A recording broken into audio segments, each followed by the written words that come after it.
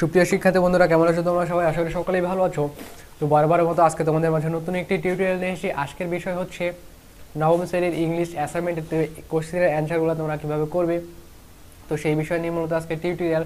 তো পঞ্চম সপ্তাহের নবম শ্রেণীর কোশ্চেনগুলো ইতিমধ্যে তোমরা হাতে পেয়ে গেছো। ইতিমধ্যে তোমাদের তৃতীয় চতুর্থ সপ্তাহের সকল কোশ্চেনের অ্যান্সার করা কমপ্লিট হয়ে গেছে। তো পঞ্চম সপ্তাহ তোমাদের সামনে উপস্থিত হয়েছে।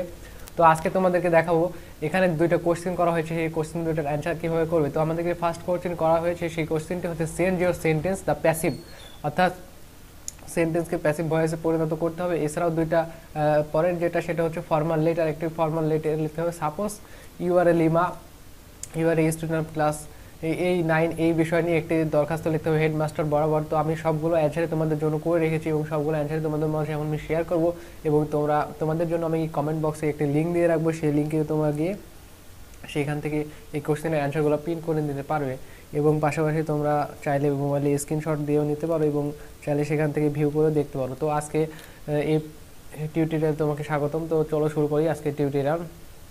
আর তোমরা যারা আমার চ্যানেলে নতুন তারা অবশ্যই চ্যানেলটি সাবস্ক্রাইব করবে। ধন্যবাদ। চ্যানেলটি সাবস্ক্রাইব করুন ও পাশের বেল বাটনে ক্লিক করে সাথেই থাকুন। ধন্যবাদ। ওয়েলকাম ব্যাক সুপ্রিয় শিক্ষার্থী বন্ধুরা। তো তোমরা দেখতেই পাচ্ছ এখানে আমি প্রথমে চেঞ্জ দ্য সেন্টেন্স অর্থাৎ প্যাসিভ, অর্থাৎ এই চেঞ্জগুলো আমি সেন্টেন্সগুলো আমি প্যাসিভ ভয়েসে নিয়ে আসি এবং অ্যান্সারগুলো আমি এখানে করে রাখছি। দেন এখান থেকে তোমরা এটা দেখতে পাচ্ছ। তো এখান থেকে এটা আসলে পড়তে গেলে বা বলতে গেলে অনেক সময় লেগে যাবে। তো সেই তোমাদের সুবিধার জন্য আমি এটা কমেন্ট বক্সের লিঙ্কটা দিয়ে রাখবো, তো তোমরা সেখান থেকে সংগ্রহ করে নেবে। এছাড়াও দ্বিতীয় যে কোশ্চেনটি আছে সেটা হচ্ছে ফর্মাল লেটার, এবং সেই ফর্মাল লেটারটি ঠিক একই প্রক্রিয়াতে আমি তোমাদের জন্য কমেন্ট বক্সে লিঙ্ক থাকবে। তো ফর্মাল লেটারটি একটু লক্ষ্য করে আমি এই ক্যাটাগরিতে লিখছি, তোমরা সেই একই ক্যাটাগরিতে লিখবে। অ্যাপ্লিকেশন এই সিস্টেমে আসলে সব সময় লেখা হয়ে থাকে ইংলিশ অ্যাপ্লিকেশন।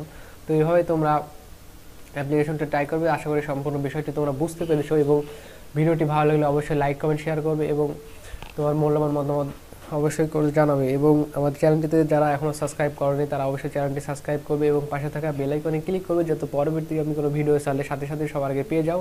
তো আজকে টিউটোরিয়ালটি এ পর্যন্তই। ধন্যবাদ।